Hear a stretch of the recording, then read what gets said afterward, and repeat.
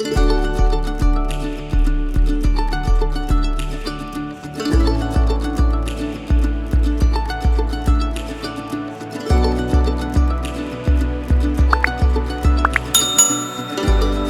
la clé. Mm. Donc voilà, donc on se retrouve les gens avec Roodv du coup, avec nous pour cette dernière intervention des meetings e-sport, 2 jours qui auront été bien chargés. Roodv donc qui va nous partager son expérience donc en tant que joueur dans un premier temps et qui maintenant est analyste donc sur le jeu Brawl Stars. Tu m'arrêtes si je me trompe. Voilà, donc ça va C'est être vrai. un témoignage Bonjour. et un joli parcours, je pense, qui va nous partager, qui va peut-être pouvoir donner des idées à certains qui sont joueurs tout de suite. Et comme on l'a dit, au fur et à mesure de ces différentes interventions, la carrière d'un cyberathlète est relativement courte, en tout cas encore à l'heure actuelle. Donc c'est vrai que la reconversion, la question se pose assez vite. Plus vous allez attaquer les scènes semi-pro et professionnelles tard, plus la reconversion va être là très vite. Donc, ces différentes informations qu'on a pu vous apporter sur ces 2 jours sont là pour vous un petit peu vous armer, vous renseigner sur comment fonctionne l'e-sport, sur tous ces rouages et ces interactions. Donc voilà, Roodv en tout cas, merci d'avoir accepté l'invitation et de prendre un créneau en tant qu'intervenant sur ce salon. Je vais te laisser la parole pour te présenter et Mhm. puis tranquillement nous expliquer ton parcours.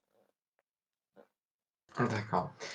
Bon, bah déjà, donc moi c'est Roodv, donc je suis donc sur le jeu Brawl Stars, donc comme l'a dit Monsieur White, et donc maintenant actuellement je suis analyste sur le jeu, et donc j'ai commencé donc en tant que joueur quand le jeu est sorti donc fin 2018, ce qui est assez récent hein, du coup pour le coup, pour avoir développé déjà la scène e-sport sur ce jeu qui se développe d'année en année, de mois en mois. Et donc du coup, j'ai commencé donc en 2019. Donc ça venait vraiment de démarrer. Enfin, dès qu'il est sorti, le jeu, j'ai accroché, etc. Beaucoup joué, un peu comme ça a été sur beaucoup de jeux. De toute façon, on joue beaucoup au début. Et je m'en suis un peu éloigné. Et donc j'étais jeune au final. Parce qu'en 2019, j'avais quoi, 14-15 ans.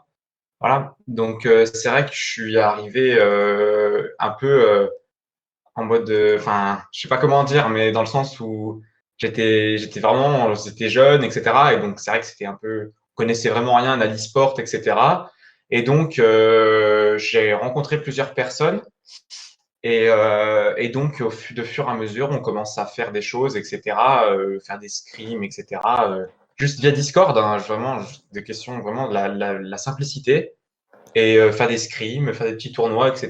Vraiment sur le jeu qui démarrait, c'est-à-dire que au petit niveau, c'était des tournois à 10-15 euros, etc. Et donc, on passait beaucoup de temps sur le jeu pour pas grand-chose au final d'ailleurs. Et donc, au final, au fur et à mesure de 2019, donc vers la fin d'année, donc en novembre, il y a eu les Worlds. Donc je m'y suis intéressé du coup, vu que je commençais vraiment à toucher un peu le jeu, etc. Et donc, j'ai découvert une facette du jeu vraiment, vu que c'était l'année, c'était IRL, totalement différente, où vraiment tout était, on voyait les staffs, etc., les joueurs et la façon dont ils jouaient, tout ce qu'ils exprimaient, etc. Et donc, du coup, je m'y suis vraiment intéressé pour le coup. Donc, début 2020, j'ai un peu progressé, etc. Et donc, courant 2020, vers début mars, je dirais février 2020, ou vraiment le confinement, hein, c'est quelque chose comme ça, j'ai rejoint CRG. Je pense que tu connais Monsieur Bien White. sûr. Donc, je suis passé par CRG, donc il y avait Nico, donc, et Mathis, qui était mon manager, même du coup à l'époque, avec qui maintenant je travaille. Et donc, du coup, je suis arrivé, j'étais encore jeune, etc.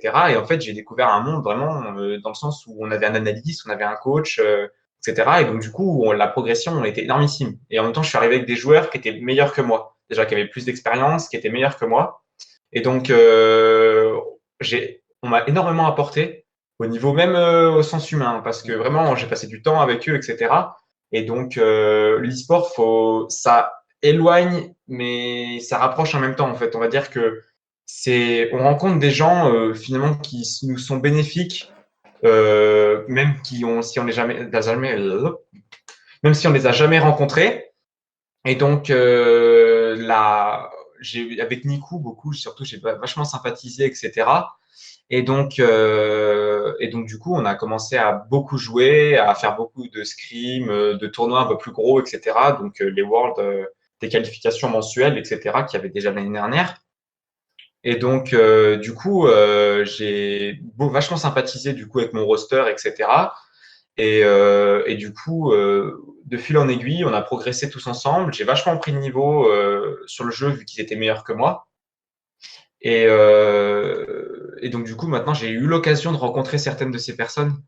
Du coup, c'est vraiment un plaisir d'avoir joué avec ce genre de gens et se dire, ouais, maintenant, tu vois, on est potes, etc. Et on a nos snaps, nos Insta, etc. Et c'est bon délire, tu vois. Et, euh, et donc, du coup, on progresse, etc.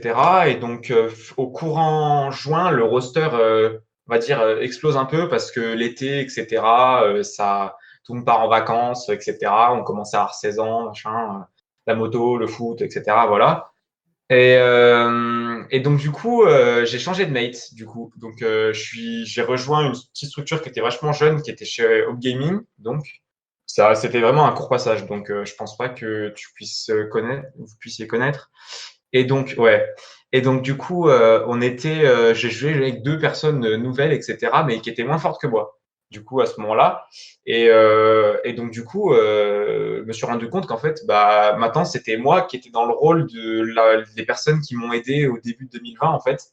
Dans le sens où vraiment, on a beaucoup joué ensemble, etc., à trois, etc., en team play.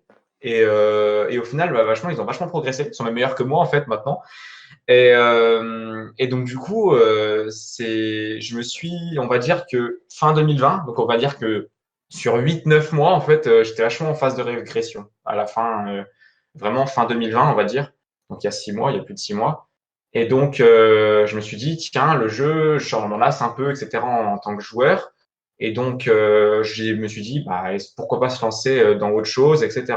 Et au final, bah, j'ai toujours accroché avec le jeu. Et je me suis dit, bah, pourquoi pas devenir staff? Parce que bah, porterai peut-être mon expérience à certains joueurs, etc., de par ce que j'ai fait au niveau du jeu ou même au niveau humain. Et donc, du coup, au début de 2020, vers début janvier, je me lance en tant qu'analyste, du coup, vraiment dans les petits rosters, etc. Voilà, parce que c'est vrai que je démarrais, donc il fallait un peu faire ses marques, etc. Développer sa méthode de travail aussi, parce que même si on a tous le même rôle, on travaille différemment. Chaque manager a ses tips, etc. Chaque coach travaille différemment, chaque analyste, etc. Et donc du coup, je me dis bon bah voilà, on va faire ses marques, etc. Comme tu le fais en tant que joueur.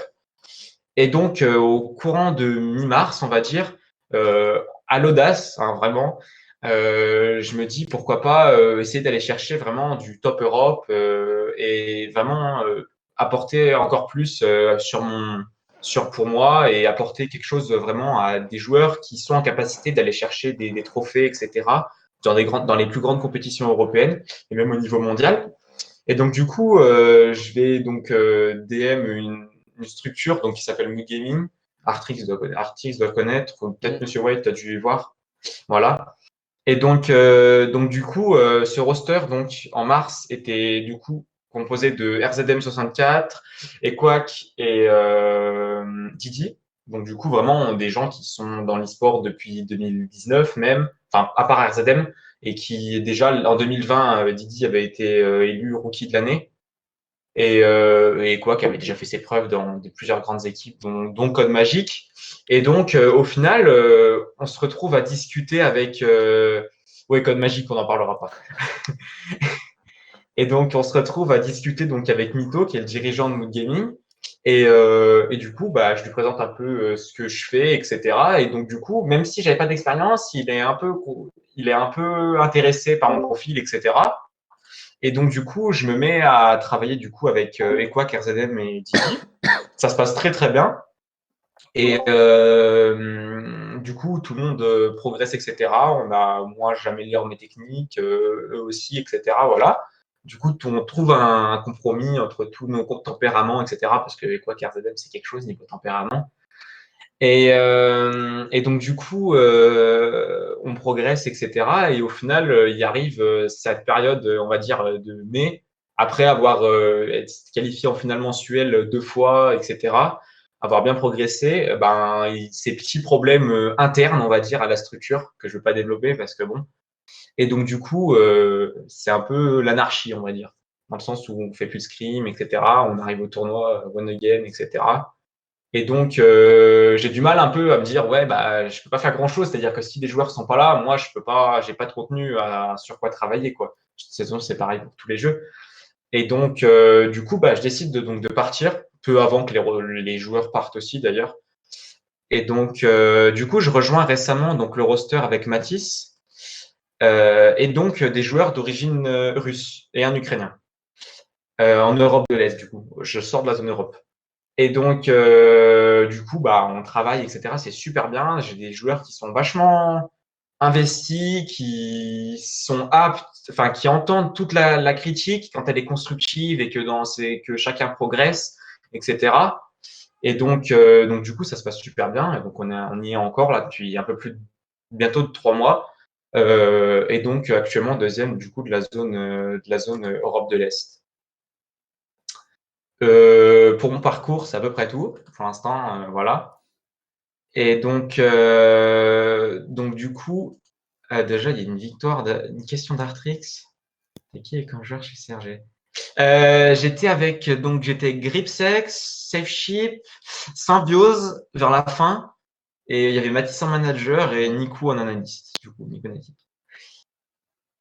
Et donc du coup voilà, donc du coup j'ai beaucoup avant de démarrer, du coup pour le coup avant de démarrer en tant qu'analyste, j'ai beaucoup parlé avec déjà des analystes qui étaient en place, des coachs même, pour discuter de ce qu'ils utilisaient, etc. Et donc du coup je me suis approprié certains outils, dont enfin certaines choses, dont Google Docs, etc. Voilà.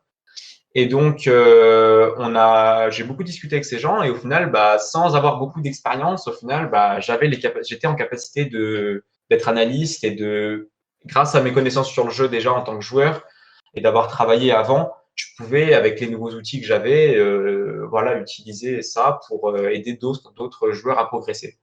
Et donc, du coup, ça m'a vachement motivé.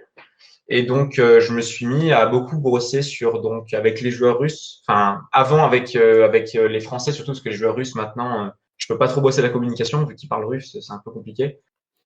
Donc, mais du coup, oui, je taffais sur la communication des joueurs français, donc c'était pas mal parce que on voyait tout de suite que dès qu'il y avait une amélioration de la communication, c'était tout de suite plus fluide dans le sens des teamplays, etc., sur des actions ciblées, etc.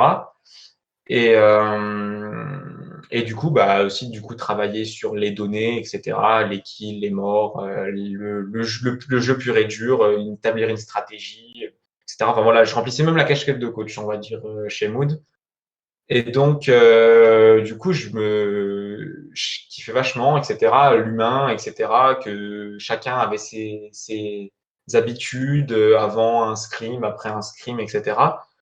Et donc, du coup, ça m'intéresse énormément et du coup, je continue à être là-dedans, vu que mon projet, c'est de devenir préparateur physique. Donc, du coup, c'est vachement lié. Et donc, du coup, je m'intéresse vachement avant, du coup, parce que là, je suis encore en études, du coup, au niveau du bac.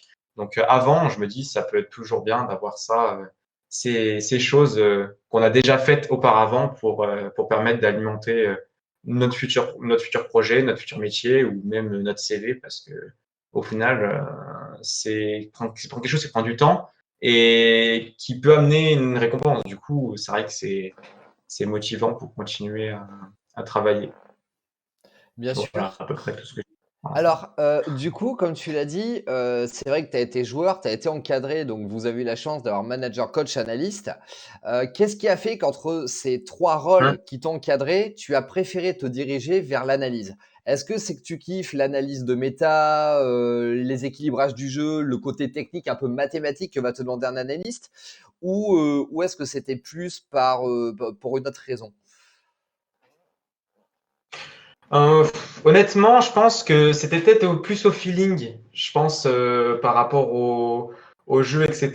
Et on va dire que l'analyse de méta, c'est plus un coach, on va dire, quelque chose, parce que les compos, ça concerne plus le coach que l'analyste, on va dire.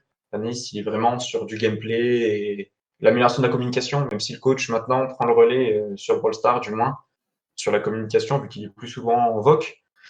Et donc, en vrai, je pense que c'est plus le feeling pour répondre à ta question, honnêtement. De par toutes les heures de jeu que j'ai passées, je pense que je me suis dirigé vers l'analyse.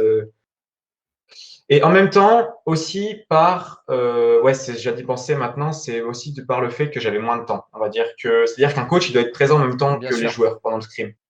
Alors qu'un analyste, on va dire que je me suis dit, bah j'ai du temps en fait. Dès que j'ai Ouais. du temps, bah je me mets en fait. Puis tu C'est-à-dire peux que travailler en différé. C'est c'est ça l'avantage. exactement. On t'envoie les games, tu les analyses quand tu peux, et voilà quoi. C'est ça, tu demandes à quelqu'un de t'enregistrer, un de tes joueurs t'enregistrer, ou toi tu enregistres, t'es présent, même si t'es pas en vocal avec eux.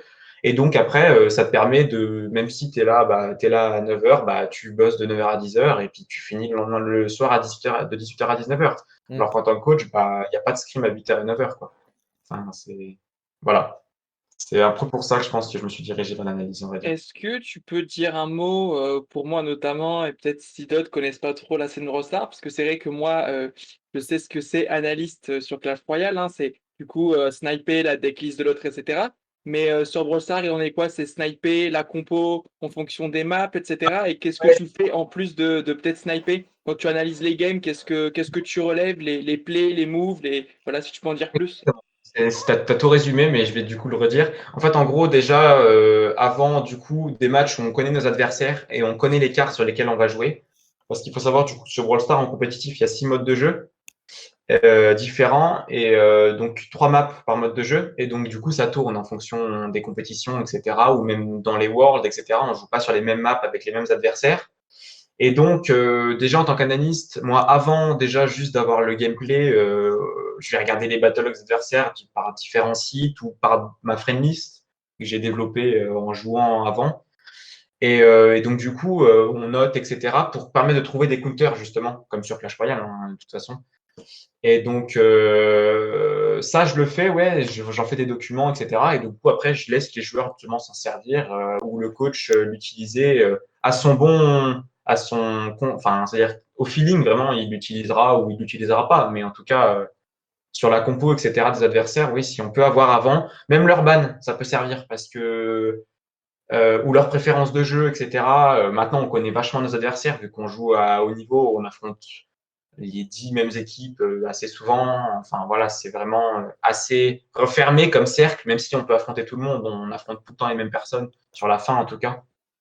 Et donc du coup, quand on connaît ça, quand on connaît leurs points forts et leurs points faibles, on peut se servir de leurs points forts justement pour ban certains brawlers et justement casser peut-être un pic qu'ils ont train pendant 3 semaines et casser leur compo et justement enfin, s'en servir pour prendre l'avantage, même avant de commencer la game, niveau mental et juste au niveau de la sérénité. Et donc après, du coup, oui, après, ça concerne après le scrim, le gameplay, ce qui a manqué, ce qui a été bon, un certain ou une certaine stratégie des fois. Surtout, je travaille avec Sheva, du coup, qui est espagnol. Du coup, je me sers du coup des maps qui sont derrière. C'est la map où on est les moins forts, on va dire. Et donc, du coup, on établit des stratégies, etc., qui permettent de surprendre l'adversaire. C'est-à-dire que maintenant, le jeu, tout le monde en a fait un peu le tour, et du coup, tout le monde connaît un peu tout le monde. Et du coup, si tu peux, avant quelqu'un, être un peu un précurseur de quelque chose, bah, tu peux négocier d'avoir des parties un peu plus faciles, etc., si tu fais un tel move, etc. Dans le sens où, par exemple, quand il y a des nouveaux gadgets, des nouveaux Star Power, des nouveaux gadgets qui sortent, certains préfèrent rester en retrait et du coup utiliser plus l'ancien, etc., pour rester solide sur leur base. Et du coup, si tu arrives à trouver une stratégie sur un nouveau truc qui est sorti récemment et à l'utiliser, bah, au final, ça se trouve, ça sera plus fort que l'autre, etc. Vraiment sur la continuité au fur et à mesure du temps que le jeu évolue et que du coup, les joueurs évoluent et que le staff évolue dans ses capacités de travail. Donc, en tant qu'analyste, je rebondis un petit peu sur ce que tu dis justement au niveau des star power, des gadgets et tout ça. Tu vas aussi avoir un petit peu ce rôle de stratège innovant, entre guillemets, c'est-à-dire peut-être trouver une stratégie dans le jeu qui n'a pas encore été faite, ou peut-être en NA, mais pas encore en Europe, t'inspirer, trouver une variante et te permettre de clutch en fait totalement le tournoi en fait.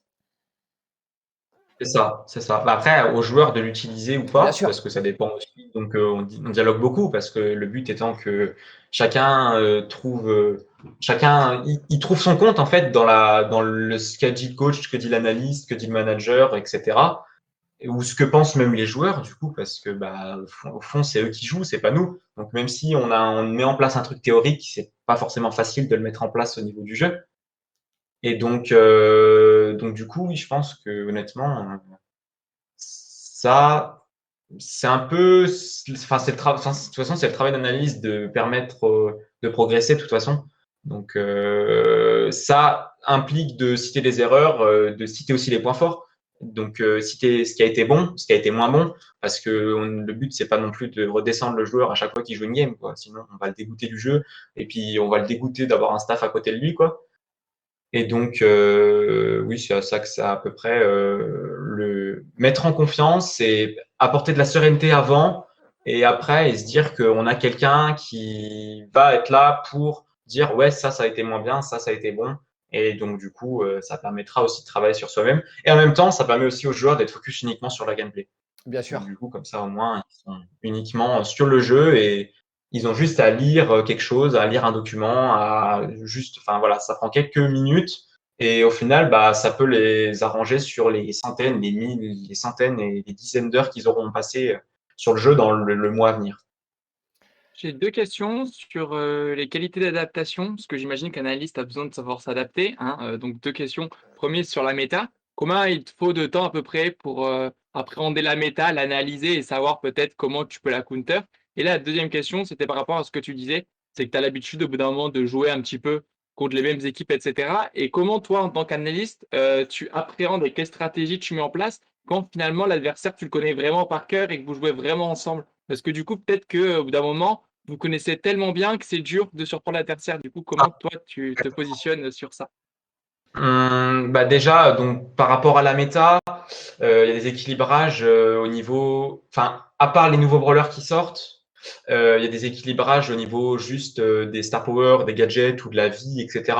Et donc du coup, ça c'est assez facile de s'y adapter parce que ça change peu ou alors vraiment, c'est-à-dire que si ça change peu, ça impactera pas trop de la méta. Donc vraiment, c'est le brawler restera fort ou restera jouable sur certaines maps, même si sur certaines d'autres non. Enfin, déjà, je pense que déjà je joue encore au jeu, donc ça permet aussi en même temps de tout le temps renouveler parce que bah j'ai aussi moi en même temps que les joueurs, je joue au jeu et donc du coup je sais que ça et ça sera moins fort, etc. De par le temps que j'y ai passé. Et par rapport à l'adaptation du coup de méta, oui, c'est constamment dès qu'il y a un nouveau roller, souvent tous les mois maintenant sur Brawl Stars, tous les mois avec les nouveaux passes, tous les 2 mois, il y a un nouveau une chose, donc il faut s'y adapter. Même si au début il est ban sur beaucoup directement, et après bah du coup il faut quand même le train parce que bah un jour il va plus être ban, il sera jouable. Donc par rapport à ça, ça me prend peut-être, allez, on va dire que quand il y a vraiment un gros changement, on prend une semaine bien beaucoup intensive où vraiment on a 2 scrims par jour et une analyse par jour et vraiment on charbonne pour être en avance justement sur les autres équipes qui au final font pareil. Donc c'est vraiment. Et du coup, ta deuxième question, c'était quoi? Parce que du coup maintenant j'ai oublié. C'était par rapport au fait quand tu connais extrêmement bien l'équipe en face, comment tu t'adaptes quand vous connaissez finalement, j'ai envie de dire presque par cœur, quoi? Bah ça, du coup, pour le coup, dans notre région, c'est par rapport à Navy, du coup, et pour la région Europe, ça peut être du coup AC Milan Clash et SK Gaming, du coup, qui s'affrontent bah, tous les mois en finale, comme c'est le cas pour nous en Europe de l'Est. On va dire que c'est les deux équipes qui prédominent dans la zone, on va dire, dans chacune de leurs zones respectives. Donc du coup, c'est vrai que quand on connaît l'adversaire, bah on sait ce qu'il joue, même il joue avec eux en fait. C'est-à-dire que vraiment, il joue entre top joueurs et donc ils jouent avec leurs possibles adversaires, même si la semaine d'après, ils se feront en leader, mais ils vont jouer en compétitif contre les gens avec qui ils jouent, ils rushent des trucs, etc. Donc du coup, ils connaissent vraiment, pour surprendre, on va dire qu'il faut vraiment se servir de la nouvelle méta, vraiment, c'est ce qui permet vraiment de changer et de casser une dynamique. Ou alors, vraiment dans l'analyse de mouvement de l'adversaire. C'est vraiment pointilleux, mais dans le sens où, par exemple, un tel aura plus de préférence à faire une esquive vers la gauche ou plus vers la droite. Donc, du coup, quand tu le sais, bah, tu peux t'en servir. Mais c'est vraiment des tout petits détails qui font que bah, derrière la game, elle se passe facilement, elle se passe moins facilement. Ou un changement, même un revirement par rapport à une certaine habitude de jeu ou enfin des choses comme ça en fait le jeu déjà que c'est des parties rapides, c'est vraiment 2 minutes 30, 3 minutes, c'est vachement court par rapport à du Fortnite ou du League of Legends où on est sur des 20, 30, 40 minutes de jeu, je pense à peu près sur des games. Et donc du coup vu que ça se joue vraiment à des tout petits détails qui font que bah tu gagnes la game ou tu la perds, donc c'est vraiment le mouvement ou les habitudes de jeu en fait des adversaires. C'est juste, par exemple, s'ils ont une préférence et qu'ils jouent à chaque fois, dès que c'est possible, ils jouent Jhin, bah, si on ban Jhin, bah, on casse leur dynamique, etc. Honnêtement, c'est juste ça maintenant qui fait que. Après, ce qui parle, c'est surtout après, sur les maps, c'est le feeding, la forme du jour. Et, bah, après, les maps aussi sur lesquelles tu joues, les maps, si tu les as bien train, etc. Au final, c'est quand tu es vraiment à un niveau similaire, ça se joue à la forme actuelle et le travail qui a été fourni juste avant. Mais c'est vraiment des tout petits détails. Vu que le jeu est pointilleux et sur petit, quoi, c'est vraiment des parties rapides. Ça me fait Voilà. penser de ce que tu dis, ça me fait vraiment penser au haut niveau sur Counter-Strike. Enfin voilà, ce genre de jeu où en effet, les 4 meilleures équipes européennes, je pense que même SK et Milan Clash sont à peu près au même niveau que l'Europe de l'Est maintenant. Ça serait intéressant d'ailleurs d'avoir un petit show match entre les 4 équipes. Supercell, si un jour vous regardez cette vidéo, ou Flora, au pire, organisez-nous ça. S'il y a moyen, organisez-nous un petit truc juste avec ces 4 équipes. Ça serait énorme. Sans cash price, sans rien, on s'en fout. Juste pour le plaisir. En fait, déjà, l'avantage de notre région, c'est qu'elle est très proche de la région Europe. Donc, on est la seule région. C'est-à-dire que nous, on scrim contre des gens qui sont dans la zone Europe. On scrim pas contre les gens qui sont dans la Qui sont en zone, Asie, ouais, dans la, forcément. dans la zone Europe de l'Est, comme Navi qui scrim uniquement contre des équipes Europe. Parce que déjà, le niveau, enfin, on va dire que en étant honnête et pragmatique, il y a un gros écart de niveau entre Navi, nous et les autres équipes de l'Europe de l'Est. Ah, Vraiment, où ok. c'est toujours la même finale, etc. Alors qu'en Europe, c'est vachement, on a top 10, top 15 qui peuvent battre tout le monde, en fait. Et donc, du coup, ça permet, vu que nous, on n'a pas de délai, ou alors c'est vraiment insignifiant, on peut scrim contre la zone Europe et du coup, au final, bah, adopter les stratégies de la zone Europe et encore plus prendre d'avance par rapport aux équipes qui restent dans leur région. Mm. Et enfin, oui, après, c'est après. De toute façon, maintenant, pour ça qu'en zone Europe, il y a 5 spots pour les championnats du monde et qu'en Europe de l'Est, il n'y en a qu'un. Ah, donc Donc, ça du sera coup, soit vous, soit Navy, du coup. ouais, ça soit Navi, soit nous, sachant Ah qu'actuellement, on ouais, a 118 points de retard qui sont rattrapables en 3 mois, mais il faut les rattraper. d'accord. Bon. Bon, en Ouais, parce qu'en fait, il y espérant a 16 que. spots en tout pour les. Il y a 16 équipes en fait qui sont en capacité d'aller au championnat du monde et donc en fonction du nombre de joueurs dans chaque région ou du nombre d'équipes compétitives, ils distribuent ou du niveau même, ils distribuent différemment les spots. C'est-à-dire qu'en Europe, en Europe, il y en a 5, en Europe de l'Est, il y en a un. Il me semble qu'en zone de Chine, il y en a 2. En Europe de l'Est, il y en a 2. Il y en a 3 peut-être en Amérique du Sud. Et après, il reste l'Indonésie, l'Australie où il y en a un et un autre. Enfin, je sais même plus comment c'est distribué. Mais en tout cas, il y a 16 équipes qui vont au championnat du monde. Mais en tout Ok. cas, oui, c'est distribué différemment. Il y a pas, c'est pas un leaderboard mondial en fait. C'est un Ouais. leaderboard dans chaque région qui fait que tu es qualifié à la fin ou pas. À bout de. Parce que chaque mois, en fait, il y a des qualifications pour gagner des points, etc. Et donc, les meilleurs en points bah, vont au World ou ils vont pas. Ok. À peu près ça le système Brawl Stars Alors, actuel. Enfin, qui est d'ailleurs très bien et équilibré. oui, non, mais j'aime bien ce côté quand tu as des sites vraiment par continent et ensuite, du coup, bah, finale mondiale, enfin, ce que font les 3 quarts des jeux compétitifs maintenant. Je trouve que c'est bien, ça donne sa Mm. chance un peu à tout le monde, à tous les pays. C'est plutôt sympa. Du coup, donc ça fait maintenant 2 ans, un petit peu plus, que tu es sur Brawl Stars, 2 ans et demi. Ouais, bah ouais, même Euh, plus, ouais, maintenant 2 ans et demi, ouais, quasiment 3 ans. Ouais. Ouais, quasiment 3 ans.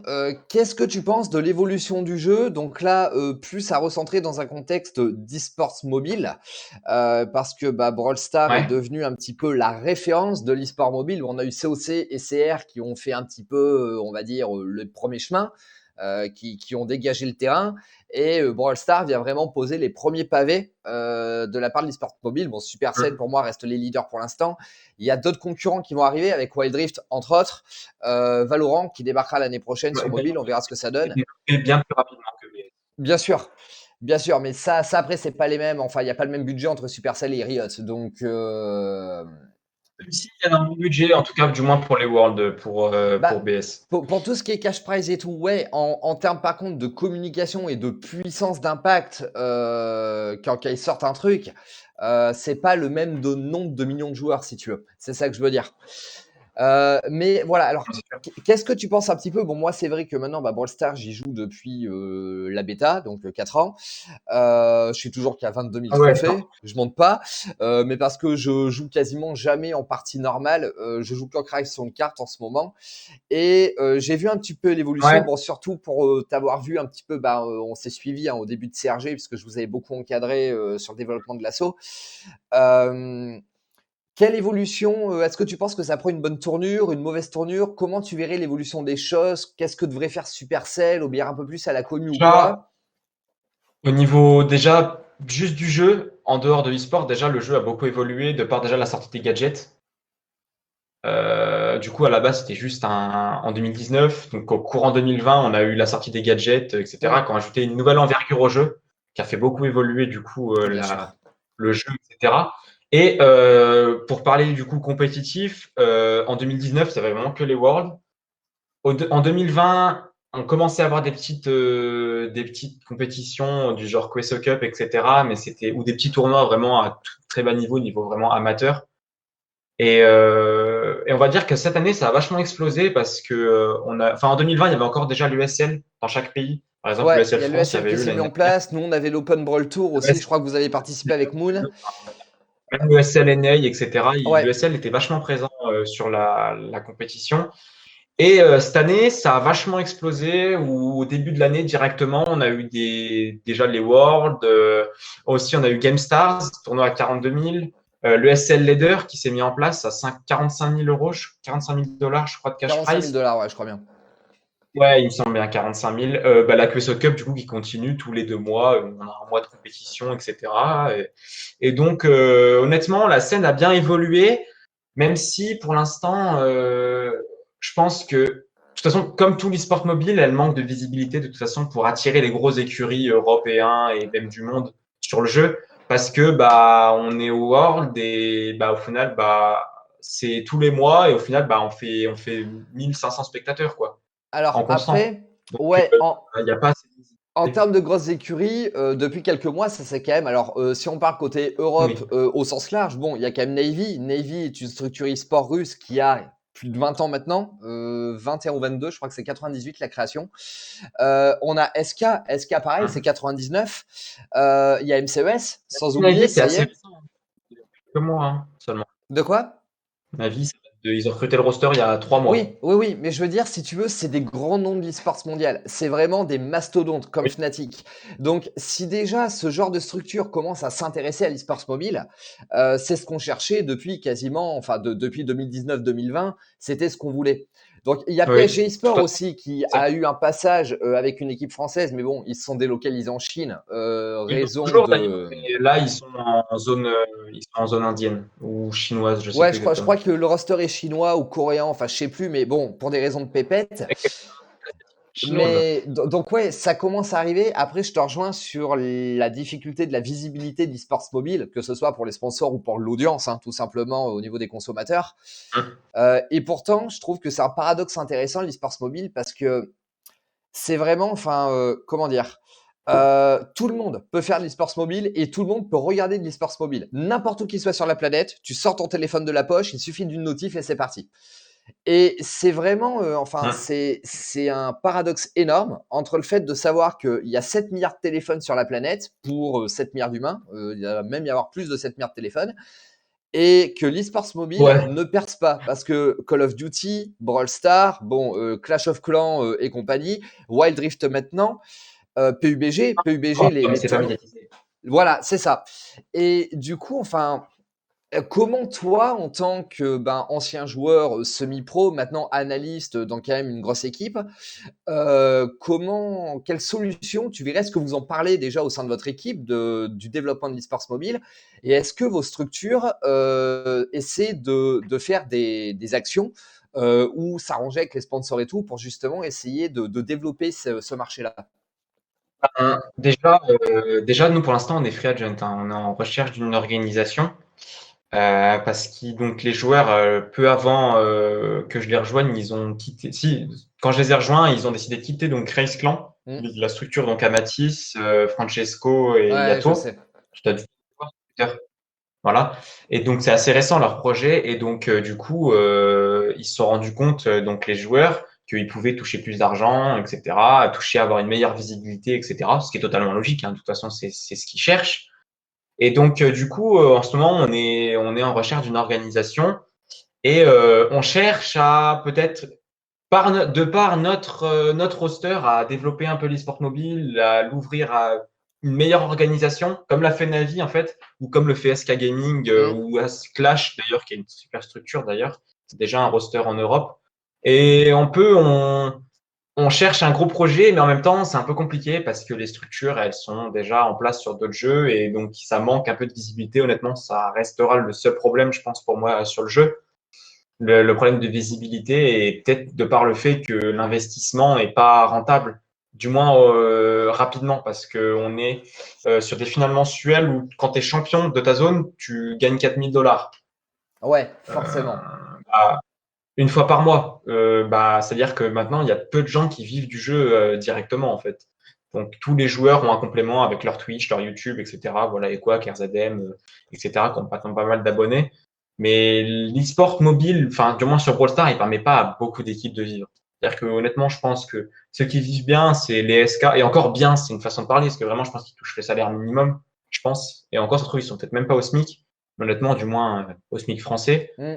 Les Tribe, du coup, Tribe Gaming, c'est une super organisation qui a un Oui. roster en Europe et un roster en Amérique du Nord, ou du coup, Navi pour le coup, ou bien AC Milan Clash, du coup, qui a fait un partenariat avec l'AC Milan ou SK Gaming. Mais il y a peu d'équipes qui vivent du jeu directement, en fait. Alors, Du coup, je pense que ça reste le principal. si vous avez une petite possibilité en Europe de l'Est, je te cale ça comme ça, je t'écrirai les noms d'équipes sur Discord, mais contacte NIP et Virtus Pro. Surtout Virtus Pro, parce que Navy, il y a un espèce de petit derby depuis 20 ans entre les deux structures e-sport sur tous les jeux. Et franchement, ils seraient Ah, bah, peut-être intéressés. Par contre, c'est des structures russes. Il est là le souci. ah.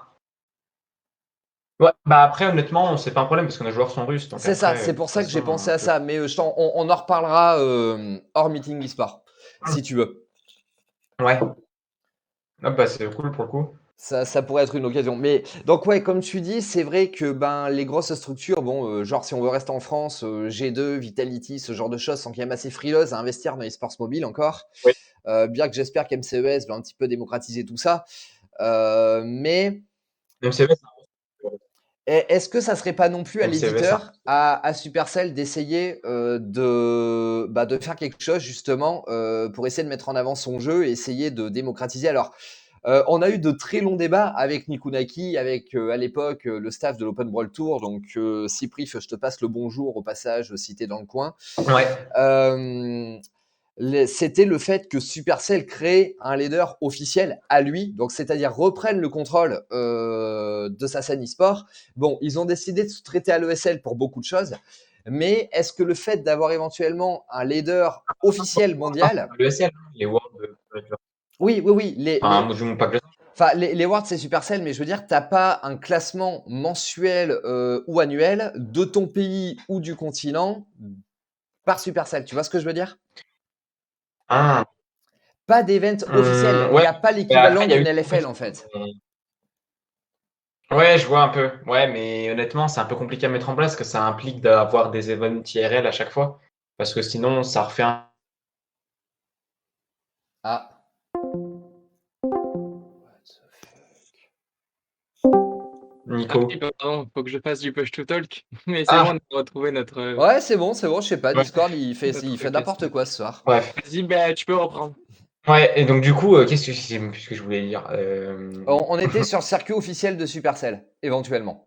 Oui, bah, en fait, on va dire que le circuit, je sais pas trop quoi en dire parce que c'est déjà ils ont vachement développé en un an. On avait déjà que 8 équipes au World, maintenant on en a 16. Mais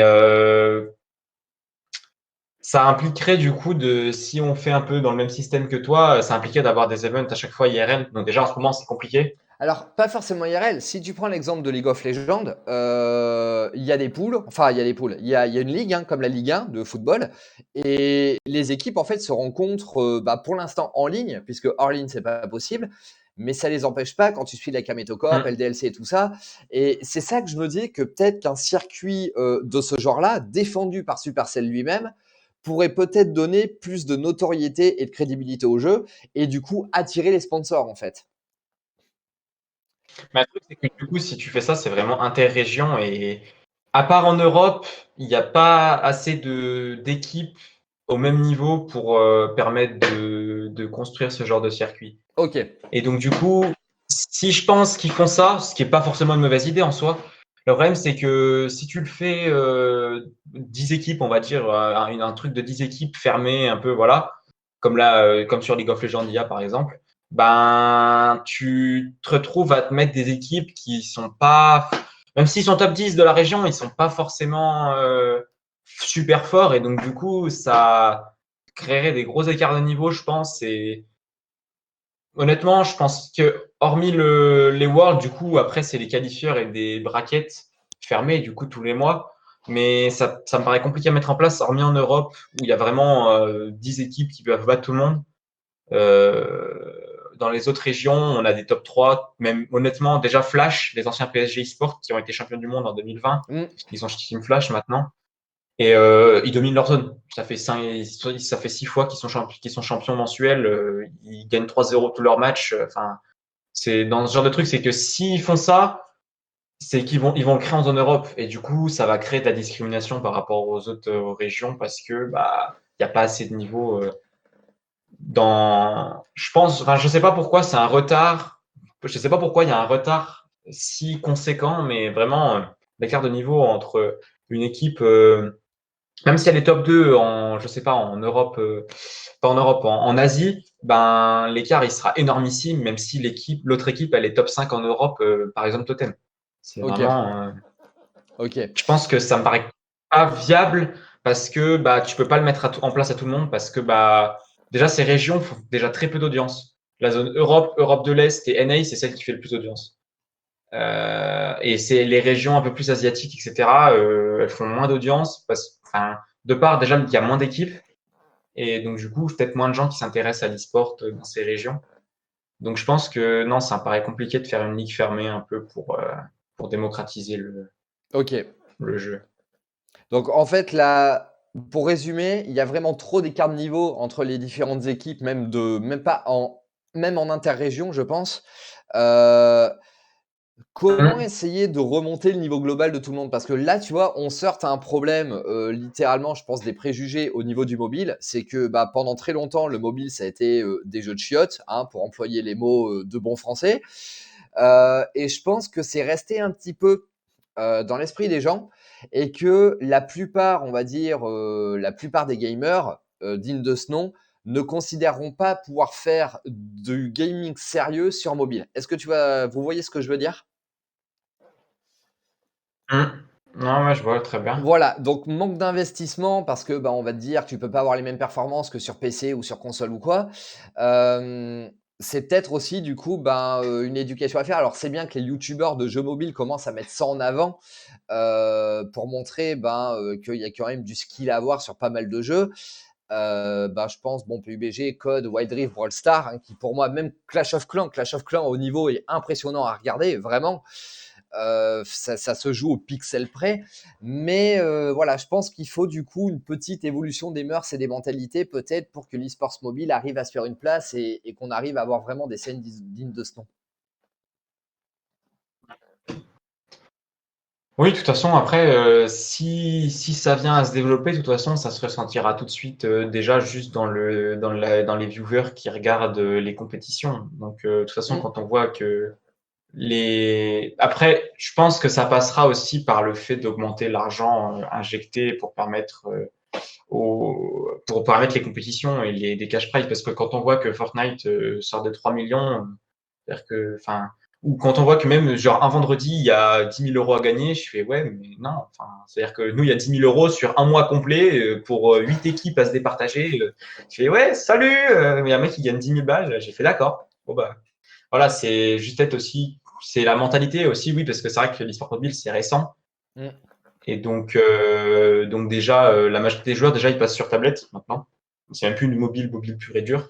Ils passent sur iPad pour avoir du 120 Hz. Donc vraiment, déjà aussi, du coup, ça met en relatif par rapport au PC qui aussi doit avoir un meilleur écran, un meilleur machin pour Bien pouvoir. sûr, le matériel fait la performance, enfin en partie, hein, en Hum. partie. Mais ok, ok, ok. Nicolas, des réactions peut-être sur l'e-sports mobile, tout ça Moi, j'avais une question plus sur autre chose, toujours sur toi, ta pratique en tant qu'analyste. Je vais prendre encore l'exemple de Clash Royale, hein, notamment parce que je viens un peu de cette scène-là. Mais je sais que dans l'e-sport, sur Clash Royale, du coup, pour un peu contrer la méta, il y avait beaucoup cet aspect de parfois jouer des decks atypiques, voire même trolls, qui peuvent faire rager, etc. Est-ce que sur Brawl Stars, c'est un truc qui est aussi mis en place? Est-ce que c'est mal vu quand une compo improbable est sortie? Qu'est-ce qu'il en est? Parce que je sais, sur Clash Royale, on traite vite de cancer toxique et ça prend des proportions énormes. Est-ce que sur Brawl Stars, c'est la même mentalité? Qu'est-ce qu'il en est? Honnêtement, oui, parce que quand tu prends on va dire que c'est pas forcément, on va dire que surtout pour les gens qui supportent l'équipe en question, c'est-à-dire que vraiment ça insulte vite, ça dit ouais mais il est débile, etc. De par certains pics, alors que ça se trouve ça a été train, etc.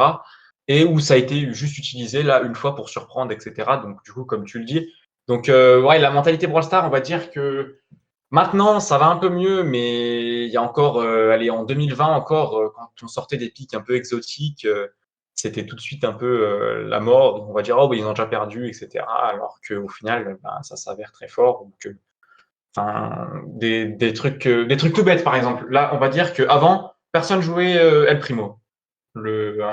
Personne le jouait, vraiment, littéralement, mais parce que le brawler était pas fort.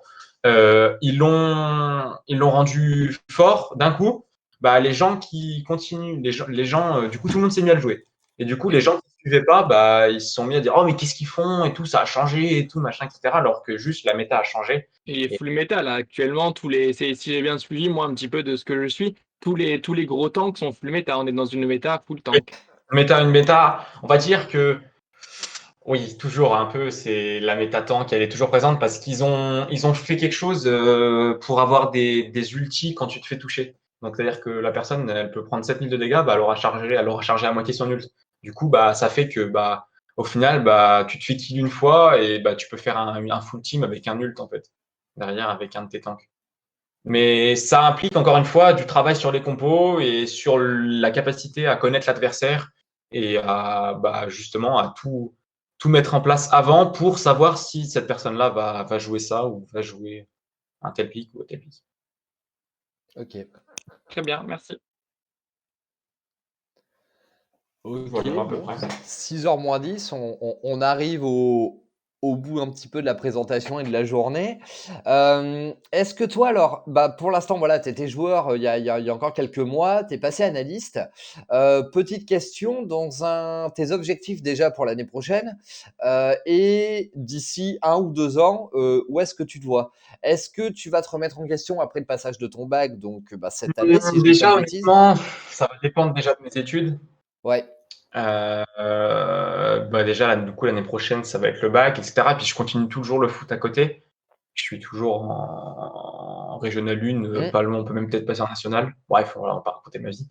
Et donc, du coup, on va dire que dans un futur proche, pour l'instant, je me vois toujours continuer déjà jusqu'à novembre pour voir si on va au championnat du monde, déjà, etc., parce que ça peut être une super expérience. Et par la suite, faut aussi voir comment se passe mon année au niveau du sport, etc.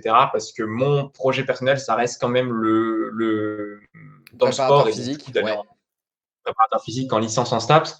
Donc ça implique toujours du travail au niveau scolaire et au niveau sportif. Donc pour l'instant, je continue, etc. parce que j'ai le temps. En même temps, on est l'été, etc. jusqu'à novembre parce que je continue toujours, ça me plaît. Mais dans un futur, on va dire que je peux pas trop pour l'instant me projeter loin parce que bah, déjà l'e-sport mobile est pas assez développé pour permettre de. Ça reste compliqué de se mettre en place et de se dire ah bah tiens ok je prends une année on va dire sabbatique et je me dis ouais je me mets à fond dessus et je me dire ouais je vais gagner de l'argent. Bah non, honnêtement c'est pas viable. Enfin pour moi actuellement c'est pas viable. De toute façon pour tout le monde, pour quelqu'un qui est un Clairement. minimum, qui réfléchit un minimum, c'est pas viable de toute façon le mobile actuellement. Donc à moins de trouver une organisation qui serait en possibilité de nous offrir de quoi va avoir assez de visibilité, etc., et de permettre au jeu de se développer. Honnêtement, je pense que peut-être à la fin de ma terminale, on va dire, ou alors au début, encore une année, peut-être on va dire, allez, l'année 2022 au niveau compétitif. Sinon, honnêtement, je pense que j'arrêterai, je pense, le, le jeu tout court d'ailleurs, en fait, pour me concentrer sur mes études si d'ici là, ça s'est pas développé. Ok. Ou alors si pourquoi pas si on peut, si je peux justement me servir de mes études pour alimenter le jeu, pourquoi pas. Ça peut se faire aussi, mais pour l'instant, j'en sais rien. Honnêtement, c'est compliqué de se projeter, sur le mobile en tout cas. Ouais, puis même sur la conjoncture actuelle, je pense que personne sait déjà de quoi Mm. sera fait septembre, donc on verra après. Mais d'accord, au moins, enfin déjà, tu te poses les questions, tu sais que tu as plusieurs pistes possibles, et après, tu verras en fonction, comme tu dis, de tes Mm. résultats et tout ça. Ok, ok. Exactement. Peut-être d'autres questions, Nico, à poser ou sur le chat, hein, si vous en avez, n'hésitez Ouais. pas. J'avais une question sur l'organisation du staff, notamment parce que, bon, par exemple, sur PC, maintenant que j'ai rejoint, moi, que j'ai fait les deux scènes, je pars du principe que je trouve quand même que la scène PC, PS4, voilà, le staff est plus développé, on va plus loin. Par exemple, dans ma structure, on a la chance de pouvoir proposer un pôle médical, donc en l'occurrence, coach mental, moi-même et un ostéopathe. Et c'est vrai que j'avais mis un fois, par curiosité, le fait qu'on s'intéresse à la scène Brawl Stars. Et quand les gens ont vu ostéopathe, la scène Brawl Stars a un petit peu rigolé. Parce que peut-être c'est quelque chose qui n'est pas mis en place, etc. Donc du coup, j'aimerais te poser la question, toi, quand je te parle peut-être de parler du staff sur Brawl Stars, qu'est-ce qui manquerait selon toi? Ou alors est-ce que le staff est complet? Ou quels seraient les postes qui pourraient être intéressants pour développer un petit peu la scène Brawl Stars à du coup recruter dans des teams peut-être? Est-ce qu'il manque quelque chose peut-être dans une team Brawl Stars pour se développer et de gagner un petit peu en expérience et en performance? Pour l'instant, on va dire au niveau des organisations, le staff, ça se tourne autour. Déjà, il y a 3 ou 4 joueurs, ça dépend des rosters. Mais au niveau les plus compétitifs, hormis AC Milan Clash, qui fait à 4, ils sont tous à 3. Ou même Tribe NA, mais du coup, c'est 3 ou 4 joueurs. Ou même Navi, 4 joueurs. Ouais, en fait, c'est débile ce que je viens de dire, 3 joueurs. Mais du coup, oui, 3 ou 4 joueurs et donc 3 staffs. Donc souvent, c'est un manager, un analyste, un coach, ou alors un manager coach. Ça, il arrive, par exemple, Pedro, du coup, chez SK, qui arrive à compléter ça. Mais il y a très peu d'organisations qui sont en capacité de prévoir des bootcamps, pour exemple, pour les joueurs. Donc actuellement, je vois mal l'utilité d'un ostéopathe. Enfin, vraiment, dans le sens où, c'est-à-dire que on ne va pas faire de l'ostéopathie à travers un écran, quoi. Donc honnêtement, à moins d'organiser vraiment des events IRL, hormis les Worlds, à travers une organisation, un bootcamp, comme l'a fait Totem ou comme l'a fait SK d'ailleurs il n'y a pas longtemps. Mais c'est un... honnêtement, il y a 3 joueurs, 3 staffs ou 4 joueurs et 3 staffs. Déjà, je trouve que ça fait déjà un équilibre à 6-7. Donc, par exemple, notre roster, voilà, on a 3 joueurs, on est 3 staffs, un manager, un coach, un analyste. Donc, pour développer, on va dire, plus la scène, le mental joue beaucoup, mais du coup, les coachs, même s'ils n'ont pas de diplôme dans le coachement, dans le mental, en tout cas, ils n'ont pas de diplôme, ils arrivent à toujours un peu renouveler quelque chose et à trouver des solutions. Donc, à court terme, en tout cas, je vois mal l'utilité du corps médical, du moins, en tout cas, sur le jeu, parce que, bah, hormis, de toute façon, on va pas non plus dire, ouais, bah, enfin, tu as dû adopter la diète de CR7, par exemple. Hein. C'est-à-dire que vraiment, on n'est pas, peut pas, le joueur, il veut manger, il mange ce qu'il veut, quoi. Honnêtement, je vois mal, pour l'instant, en tout cas, obliger un certain joueur à adopter un certain rythme de vie ou même de niveau équilibre alimentaire, etc., par rapport au jeu. Non, je pense qu'honnêtement, pour l'instant, c'est compliqué et peut-être que les personnes ne sont pas assez avancées pour s'en servir, pour continuer, parce qu'il y a beaucoup de joueurs qui font pas de sport, quoi. Donc, sur BS, en tout cas, pas mal de joueurs qui font plus de sport ou pas du tout.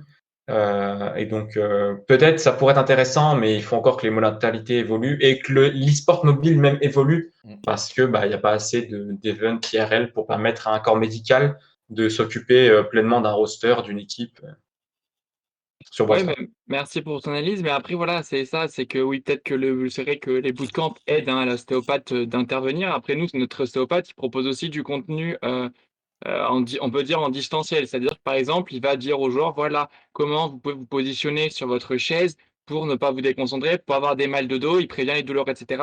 Et je pense que le mobile, finalement, c'est quand on joue, on peut avoir le dos un peu courbé dans des positions, tu vois, pas forcément opti pour jouer, etc. Donc peut-être que tu vois, finalement, de manière, c'est peut-être pas développé, c'est peut-être pas des choses qui ont été pensées, mais je dois simplement dire, voilà, quand tu joues, tu te mets bien au fond de ta chaise, tac, droit, et tu gardes une certaine distance pour pas te faire mal aux yeux et développer ta concentration plus longtemps. C'est peut-être des choses qui sont pas pensées, mais qui pourraient être envisagées. Mais comme tu dis, voilà, il faut attendre que l'e-sport mobile peut-être se développe un petit peu pour penser à ce genre de choses qui est un petit peu en avance sur les scènes. Et comme tu dis, l'alimentation, nous, c'est quelque chose que moi, je suis en train de développer avec les joueurs. Je leur mets pas un menu type, mais voilà, je les encourage à essayer de manger entre guillemets ici et avoir un peu une alimentation saine parce que c'est prouvé que ça développe leur performance sur du long terme. Ouais, honnêtement, c'est vrai, mais après, maintenant, je pense que c'est un peu compliqué à mettre en place. De Ça toute façon, viendra. et de toute façon, on en revient à la même problématique, hein. C'est que l'e-sport mobile n'est pas assez développé, de toute façon. Exactement, mais ça viendra, ça C'est viendra. déjà des pratiques qui sont pas forcément courantes, à part dans les clubs professionnels, Hum, déjà sur l'e-sport PC et console. Alors mobile, et où on descend d'une tranche d'âge de quasiment 3 à 4 ans, faut pas l'oublier non plus, hum, c'est encore plus compliqué parce que tu peux pas demander, enfin c'est ce que disait Artrix, la scène mobile est vachement jeune, Dux c'est du mobile et tout ça. Si ton joueur de Brawl Stars, il est vachement bon, il a 14 ans, et je veux dire, on en a connu qui ont démarré, cassé des culs et tout, il a démarré, il avait 14 ans, c'était Le problème, c'est un que stremon. tu peux pas faire de compétition. Non, non, non, Ça, tu peux pas c'est à faire de partir de... compétition, mais même en termes d'académie, dans l'équipe et tout, c'est compliqué de leur imposer un régime, et parce qu'ils sont encore en pleine croissance et que tu sais pas, tu vois. Donc, Hum, ouais, je pense que l'arrivée des corps médicaux, en tout cas sur l'e-sports mobile et tout, c'est peut-être encore un peu tôt, et surtout que la cible du public et des joueurs est très certainement trop jeune. Oui, c'est sûr. Et surtout que c'est des gens qui sont en majorité encore chez leurs parents, quoi. Bien Donc, sûr. on est sur des gens qui ont en moyenne, vraiment sur la scène BS, à partir de 16 ans jusqu'à, à dire, allez, je pense, je connais pas son âge exactement, mais je pense que limite le plus vieux, c'est le père de la scène, vraiment, c'est Cory qui joue avec Tribe et Ney. Vraiment, limite, je pense qu'il fait même 30 ans, vraiment. Je pense limite, enfin, je sais pas, ou alors ça se trouve, il a 25 ans, mais il est vachement. Mais en tout cas, oui, honnêtement, la zone, l'e-sport sur Brawl Stars, en tout cas, et puis sur mobile, de toute façon, parce que maintenant, les jeunes ont de plus en plus tôt un mobile. Même si sur Brawl Stars, on peut jouer qu'en compétitif, dès qu'on commence à Mm. être stream, etc., sur des trucs officiels, il faut vraiment avoir montré des papiers, etc., qu'on a bien 16 ans. Donc, de 16 ans jusqu'à 25 ans, on va dire à peu près en moyenne, grand maximum. Et encore, les personnes qui ont 25 ans, c'est soit ils vivent uniquement avec le jeu, donc genre Equa, Kazaden, mais parce qu'ils ont un super complément à côté de par leur YouTube ou leur Twitch, ou alors des gens qui travaillent encore mais qui jouent à BS en compétition à assez haut niveau. Didi, par exemple, aussi, les qui travaillent toujours Ok. alors qu'il a BS à côté mais qui ne gagnent pas assez pour pouvoir vivre. Voilà à peu près. Ok, ok. Bah écoute, merci en tout cas pour cet échange.